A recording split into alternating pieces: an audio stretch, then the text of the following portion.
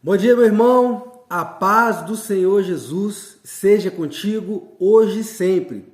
Essa paz que excede todo entendimento, seja com a sua família, seja com seus negócios, seja com seus familiares, com seus vizinhos, com seus amigos, seus colegas de trabalho, enfim, com todas as pessoas que estão à sua volta, porque nós precisamos estar em paz e emanar paz. Que nós possamos ser pacificadores, assim como está escrito lá no Sermão da Montanha, né? Quantas situações que a gente passa no dia a dia, que a gente tem chance de piorar a situação ou melhorar. Como que a gente vai trabalhar tudo isso? Melhorando tudo, pacificando, trazendo leveza, trazendo, né, um conhecimento, um relacionamento com essas coisas, mas fundamentado na palavra do Senhor, né? As Escrituras nos dão a palavra que é fundamentada em princípios do reino, princípios que vêm do alto, diante de Deus. Deus colocou ali por meio da boca de Jesus, no Evangelho, na nova aliança que nós praticamos. E essa nova aliança, ela nos dá todas as ferramentas para sermos esses pacificadores e fazer com que o nosso meio ambiente e a vida de outras pessoas que nós temos relacionamento possam melhorar. Amém? Assim como a gente tem feito aqui nesses vídeos, nesses devocionais, a nossa busca é por trazer luz à vida das pessoas, trazer luz no entendimento, trazer, né, perante e diante a palavra do Senhor, trazer ferramentas para que nós possamos viver, né, em novidade de vidas. Amém? Então, com essa breve palavra, eu inicio esse vídeo de hoje. Nós vamos fazer hoje, né, a leitura de Atos 25. Né? Estamos aí caminhando para o fim do livro de Atos. Né? A igreja já nasceu, prosperou, né? Os apóstolos, né, construíram, montaram diante, né, de Jerusalém uma igreja primitiva, cristã em crescimento, com uma comunidade em crescimento, com a palavra de Deus sendo, né, trabalhada e vivida no meio aí dos apóstolos da igreja do primeiro século, e Paulo, o grande evangelista que Deus chamou para fora de Jerusalém, né? Um pregador aos gentios. Tanto é que nós vimos ao longo desse livro de Atos, né, a primeira, segunda e terceira viagem missionárias. Mas antes de nós começarmos Atos 25, eu gostaria de agradecer, né, pelos views que têm aumentado nos vídeos e os novos inscritos que têm, né, chegado aí na nossa comunidade. Né? Na verdade, aqui não são apenas vídeos gravados, aqui a gente tem buscado gerar uma comunidade de pessoas que acompanham comigo esses vídeos diários, uma comunidade de pessoas que têm um interesse nas coisas de Deus, têm um interesse na leitura bíblica, uma comunidade de pessoas que vai remover das suas 24 horas, 20 minutos diários, para que nós possamos fazer um devocional, para que nós possamos, durante esses 20 minutos, nos debruçar sobre a palavra, ouvir da palavra, levar a nossa consciência e nosso entendimento para aquele tempo, para nós conseguirmos ver, não é, com os nossos olhos espirituais as cenas que aconteceram no primeiro século, para que nós possamos reforçar a nossa fé. Então essa comunidade, é esse trabalho que eu e você estamos fazendo. E você pode ter certeza que esse trabalho que eu faço aqui, ele é um trabalho que, embora eu esteja do lado de cá fazendo esse vídeo, ele é um trabalho que você faz parte dele. Né? Eu acho que é um dos poucos trabalhos no YouTube que você vai ter essa percepção de estar envolvido no trabalho. Então você é um dos multiplicadores dessa palavra. Eu trago esses vídeos, eu gravo os vídeos, a gente lê a Bíblia, a gente compreende, a gente detalha a palavra, né, traduz essa palavra, compartilha, você pega empacotada essa palavra por meio do vídeo, clica no compartilhar, envia para todos os grupos de WhatsApp, você envia para uma pessoa que você ama, é uma forma de você cumprir o ID e estar fazendo um trabalho de evangelismo. Amém? Então, deixa aí o que o YouTube precisa, né? Porque o que nós precisamos é do Espírito Santo e Jesus nas nossas vidas. Mas o YouTube precisa de curtir, comentar e compartilhar. Faz aí esse trabalho para nos ajudar, mas o principal é compartilhar com a pessoa que você ama. porque daí essa pessoa vai ouvir a palavra e vai poder ser edificado pela palavra. Porque a palavra, ela é viva e eficaz e apta para discernir pensamentos e as intenções do coração, né? E dividir, inclusive, juntas e medulas, né? O que a palavra diz. Então, a palavra ela é poderosa. Então, quando você compartilha essa palavra e essa palavra toca no coração de alguém, com certeza algo grandioso e precioso vai acontecer. Porque a palavra nunca volta vazia. Amém, meus irmãos? Então, posto isso, entendido que somos uma comunidade, entendidos do nosso papel de evangelismo, nós vamos começar Atos 25. Né? E exatamente nesse capítulo nós vemos mais uma vez uma busca interminável e ininterrupta de querer matar Paulo. Né? Esses judeus são sanguinários, meus irmãos. Misericórdia, o povo que Deus escolheu, né? Deus não esconde, né, os defeitos e, né, a maldade do coração desse povo, né? Embora Deus tenha escolhido, né, Deus escolheu também para tratar com esse povo e tem tratado até hoje. Tanto é que nós, gentios, somos, né, abraçados pelo Evangelho por negativa dos judeus.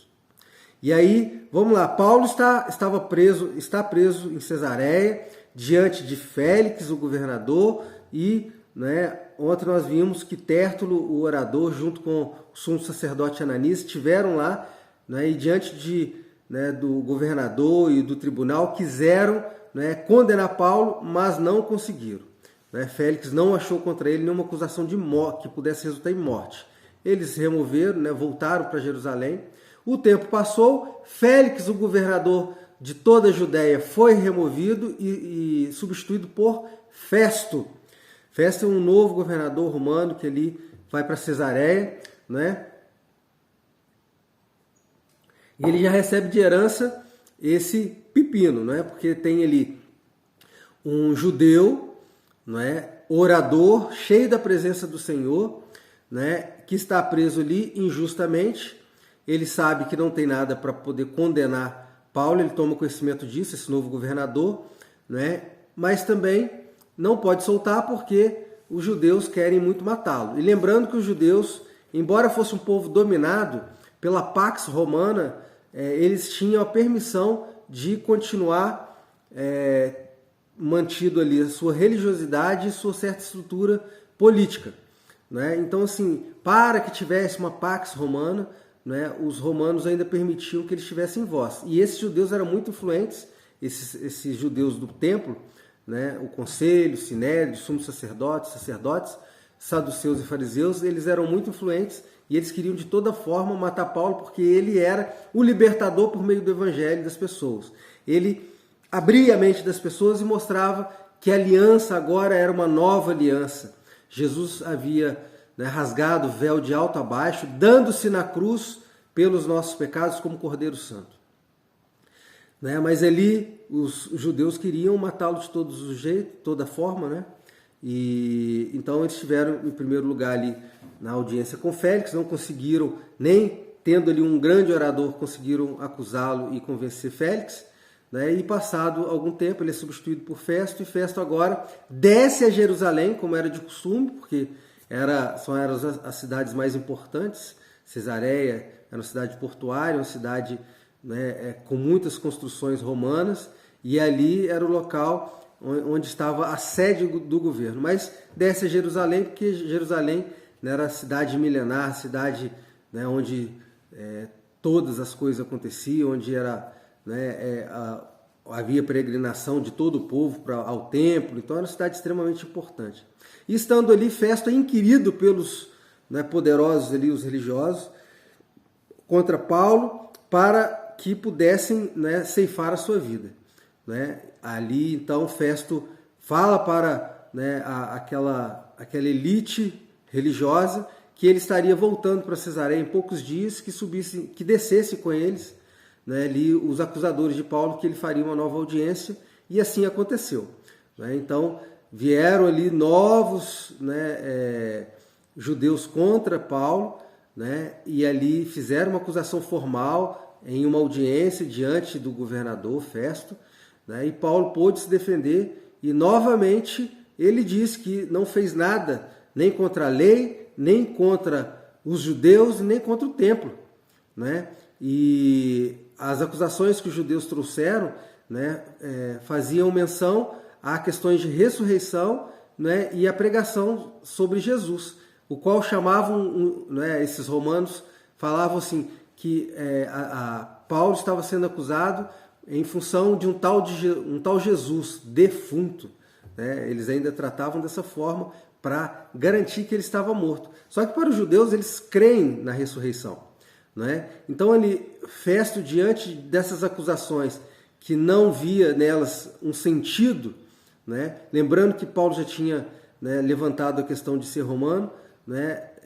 Festo novamente isenta Paulo de condenação e despede aí os judeus. Né? Só que Festo continua com esse problema, porque Paulo já tinha se colocado na condição para ser julgado diante de um tribunal romano, por ser romano, né? Os judeus não conseguindo acusá-lo de algo pertinente, de algo que estava ali dentro das lex, né? Ou seja, das leis romanas, que fosse digno de morte. Então Paulo não é condenado e fica por ali, Festo, com essa questão, né? Não consegue acusar e também não consegue soltar, por conta dos judeus quererem matar ele, e ele sendo romano. Passado algum tempo, né, sobe a Cesareia o rei, né? Porque, como eu disse, havia a manutenção da estrutura de poder, né, política de Israel. Então, sobe ali o rei Agripa, o rei dos judeus, para ter com Festo, para estar com ele ali. E ali Festo compartilha com ele toda aquela situação, e sendo Agripa, né, o rei dos judeus, né, Herodes Agripa, Herodes, então, ele pede uma audiência, né, para estar ali diante de Paulo, para ver se podia acusá-lo de algo relevante que fizesse menção ali à lei e aos judeus. E ali acontece, então, Festo permite essa audiência, né? E ali comparece Festo, né? E também o rei Agripa. Então temos ali naquele tribunal Paulo, né? O acusado, temos ali o juiz, que é o governador Festo, e temos também, né, quem sabe aí um promotor de justiça sendo, né, o tal do rei Agripa, né? Que nesse caso é o Agripa I. E ali acontece, então, né, de Paulo, né, fazer sua defesa também, né, mas antes Paulo ele ouve do rei Agripa algumas coisas e também a acusação formal que pesa contra ele por meio, né, ali do governador, né. Ele volta a dizer que contra Paulo está pesando uma acusação de pregar a um Jesus que é defunto. Então, assim, Paulo tem que escutar essas baboseiras aí, né? Mas ele vai fazer uma defesa acalorada, como um bom orador que é, e cheio da presença do Senhor, e diante de Agripa, né? Porque agora a gente tem um romano e tem uma autoridade do próprio povo de Paulo, né? E Paulo vai fazer essa defesa. Só que o conteúdo dessa defesa, você, se quiser escutar, vai ter que aguardar o próximo vídeo, para que no próximo vídeo nós possamos ler. E aí no próximo vídeo nós vamos ler o que Paulo falou, né, para vocês entenderem aí, né, o quão profundo e, né, valoroso era esse homem de Deus, e que, né, Deus levou ele, né, o colocou diante dos gentios para pregar as boas novas, e hoje nós somos resultado desse trabalho que Paulo começou há 2000 anos. Amém, meus irmãos? Assim nós finalizamos esse breve relato.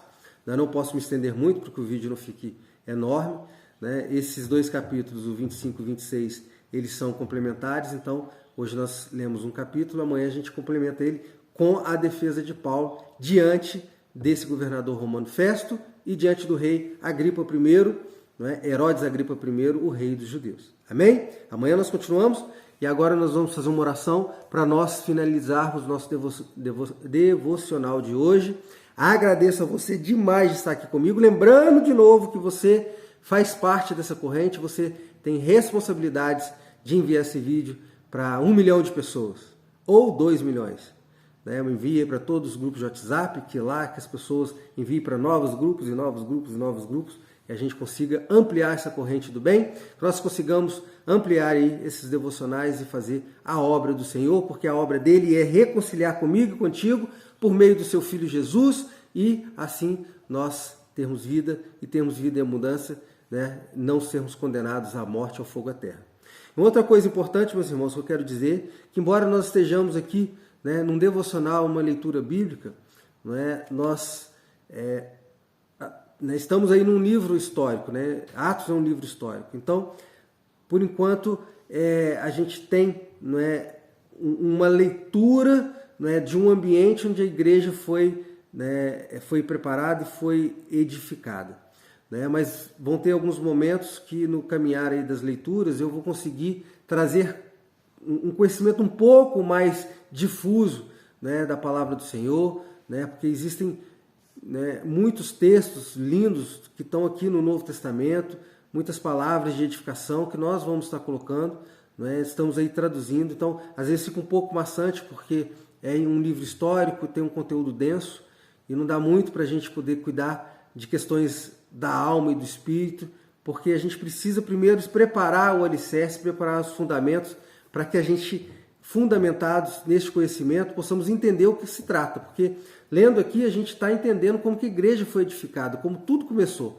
E aí entendendo, né, essa igreja que é fortalecida pela palavra do Senhor, depois nós vamos estar ouvindo o que Jesus falou e, né, nos edificando aí com a palavra. Então, enfim, né, por enquanto, esse é o conteúdo, mas nós precisamos conhecer como tudo começou para que nós possamos compreender e ter um discernimento para que os nossos ouvidos espirituais possam se abrir e nós possamos receber da parte do Senhor com poder. Amém? Deus abençoe e vamos orar. Pai amado, Pai querido, em nome de Jesus, quero te agradecer por mais esse vídeo, mais esse devocional. Agradecer, Senhor Jesus, por estar compartilhando com essas pessoas, Pai, os meus amados e queridos irmãos, aqui, como eu disse, nessa comunidade, nesses primeiros vídeos, Pai, nesse trabalho evangelístico. Quero, ó Deus, agradecer pela vida de cada novo inscrito, pela vida de cada pessoa que ainda não tinha assistido esses vídeos, que tem visualizado. Quero orar abençoando a vida dessas pessoas. Quero orar abençoando, Senhor Jesus, o corpo físico, emocional, espiritual. O Senhor venha livrar essas pessoas da enfermidade, porque o Senhor tomou sobre si as nossas enfermidades e as nossas dores tomou sobre si para que nós venhamos ser curados e sarados, Pai, em nome de Jesus.